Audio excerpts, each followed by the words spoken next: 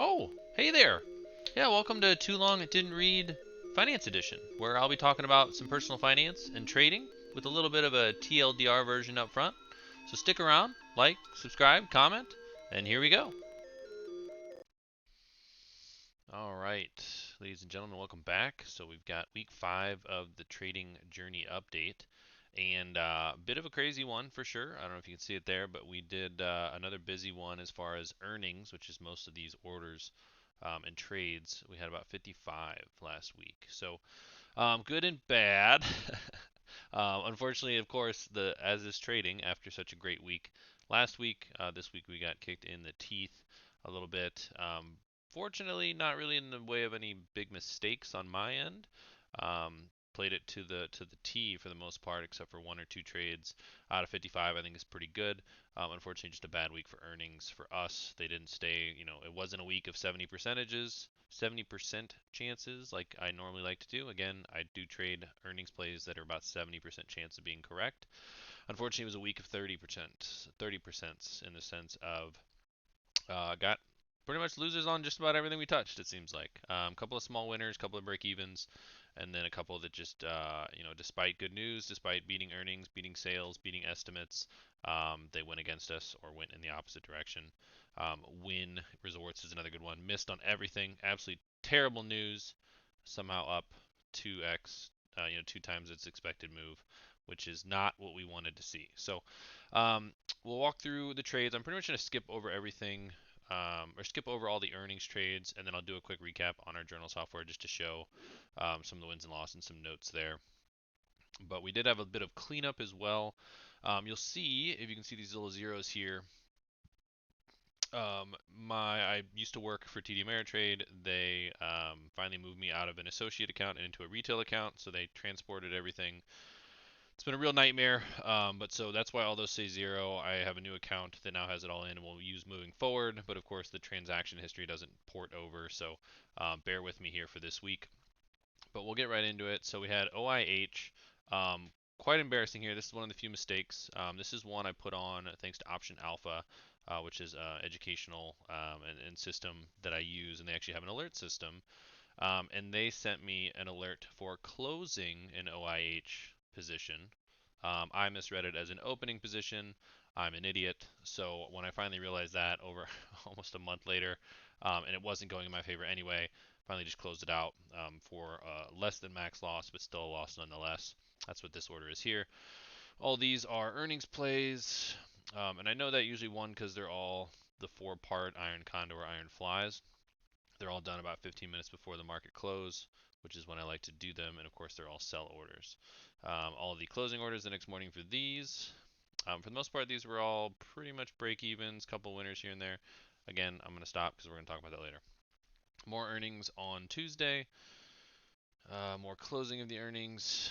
Cirrus Logic was an earnings play that went against us, but I like to, when they go drastically against us, just an exaggerated move, I like to sell an option contract against it to ultimately I expect mean reversion. So I expect that over exaggerated move up or down to revert back at least some extent and capitalize some of the losses that we did, try to shrink those a little bit more with a little win on a spread. So in this case, Cirrus Logic dropped drastically even though it was decent news. So we waited a day to make sure it didn't rebound on us too quickly, and then I sold this put spread expecting it to pop up over the next 30 days, and so far that's been doing really well for us. Chipotle, another earnings play. So these are all earnings. Didn't have a whole lot of maintenance on the account this week, just a lot of earnings plays. Closing of earnings, opening of earnings on, that's Friday. Closing of earnings on Friday, and then because my company let me know that they were going to be moving my account and they wanted me to close any open orders.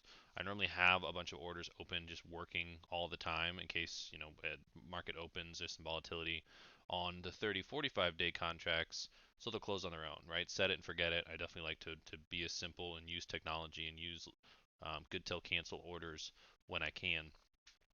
But because I was closing these out, some of these were close enough to that I just closed them out on my own rather than canceling them and resetting them on the other account. Also, to get some capital to work, these were technically following the plan as far as tactful, tactful, plan things. PayPal was over exaggerated. Cognizant Pharmaceuticals, Penn Gaming, QComs, Spotify, Cirrus. Part of why we had such a big loss this week because all of these companies just absolutely blew it out. And if we're not winning or breaking even, then the losses usually are 1,000 a pop. So these were all pretty big. And the reason these are selling contracts is because, like I said earlier, I do like to sell when an over exaggerated move happens because I expect it to revert back. And therefore, I can shrink the loss from the piece. Hence, so I say revenge a little bit because I'm a little mad, letting that emotion creep in. But these have worked out really well for me in the past as far as my numbers and my journaling. So it's not a totally emotional reaction, but it does feel good when it works, obviously, getting it back. Closing of the earnings, and then ABMA, as I was mentioning, I was closing out some of these orders instead of just canceling them for the move of accounts. So that's what ABMA was. That was close enough to profit target that we just closed out early. Missed out on maybe $5 extra, but totally fine.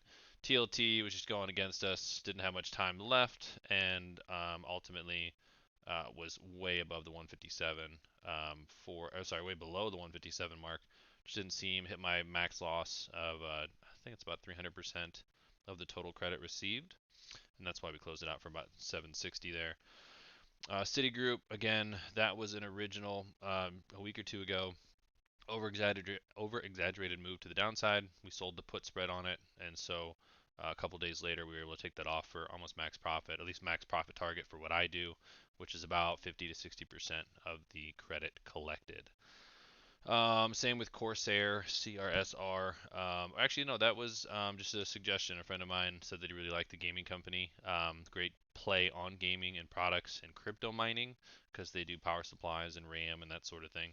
So sold a little put spreads to stick the old toe in the water and expecting it to go, of course, to go up over time, which of course it did. So we were able to close out for a nice little credit there, nice little profit. And then Sarepta Pharmaceuticals, after the abysmal Iron Condor play when they fell off a cliff, their chart, and we'll actually look at their chart here for a little bit. Their charts look really good as far as holding the 90s line as far as support, and it's starting to look pretty bullish moving forward. So we sold an aggressive put spread, expecting it to go up just like some of the earnings plays. But again, this wasn't an earnings play. This was just an unfortunate event where we walked into a buzzsaw and their drug study didn't go well and it fell off a cliff from about 200 down to about 95. So, but that's it this week.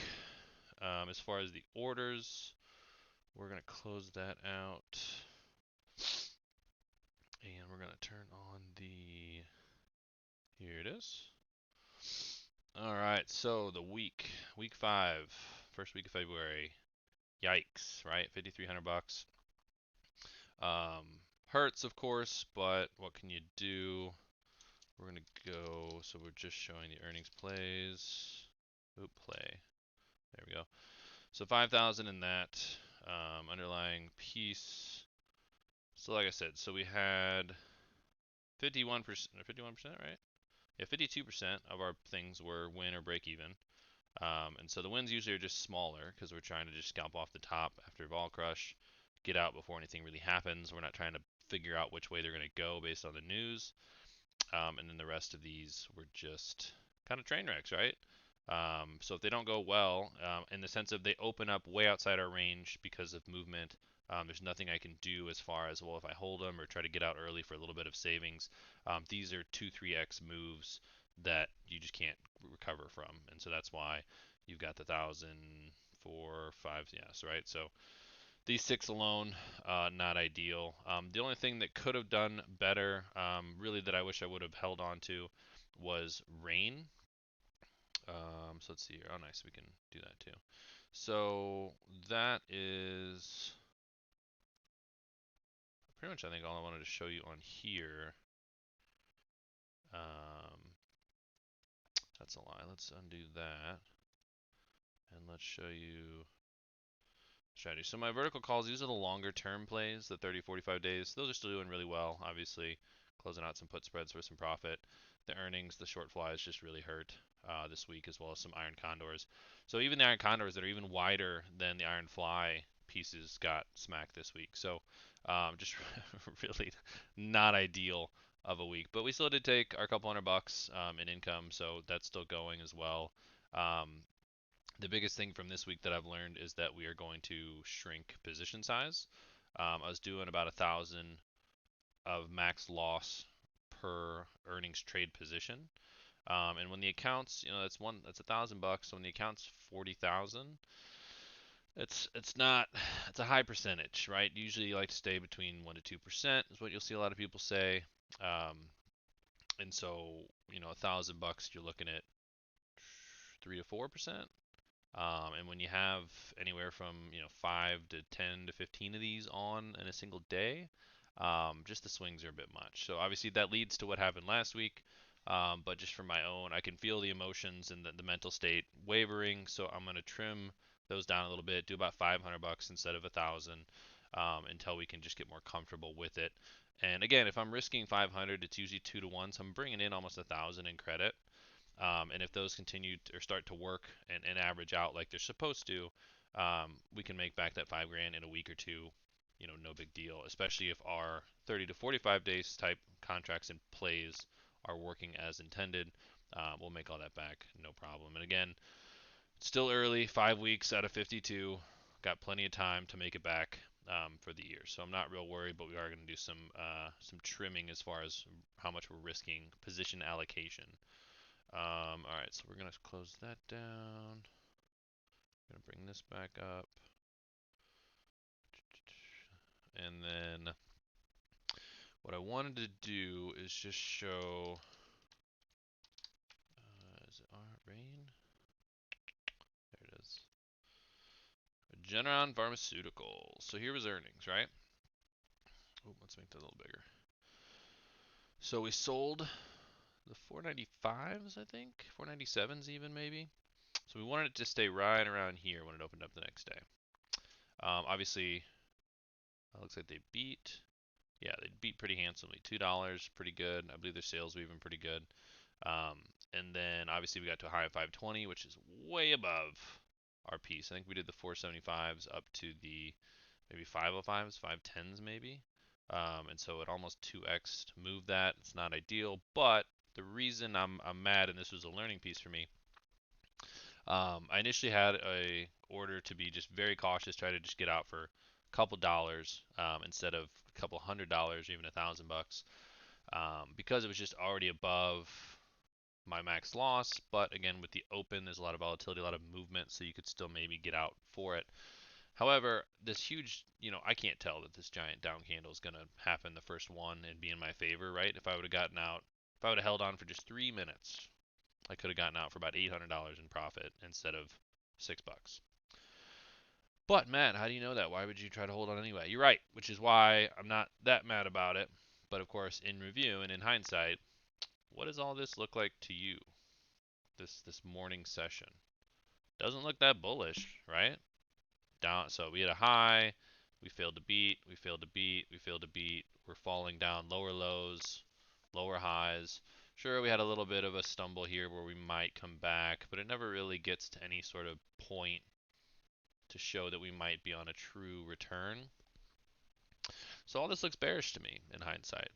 So should I have known to hold all the way until, here, 20, 30 minutes later? No.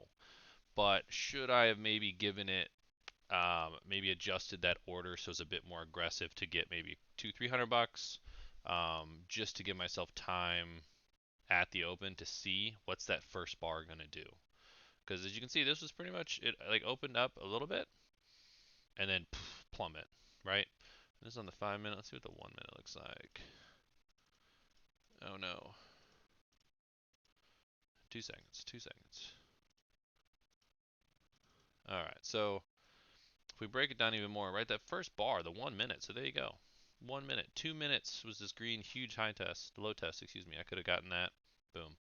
So But anyway, that's what happens. So I think what I might do this week is maybe do a video separate from the weekly review and just do some charting videos and kind of show you what I'm looking at, what I see. When someone asked me, like I did this week, they said, "Hey, what do you think about this company? Up, down, sideways?"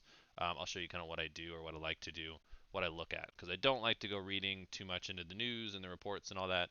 I like to let the charts kind of speak to me. So we'll talk about that. But otherwise, not ideal of a week, obviously down big, but we learned something. We're going to change our position sizing a little bit and live to fight another day. And then thanks for watching, and I'll see you next week.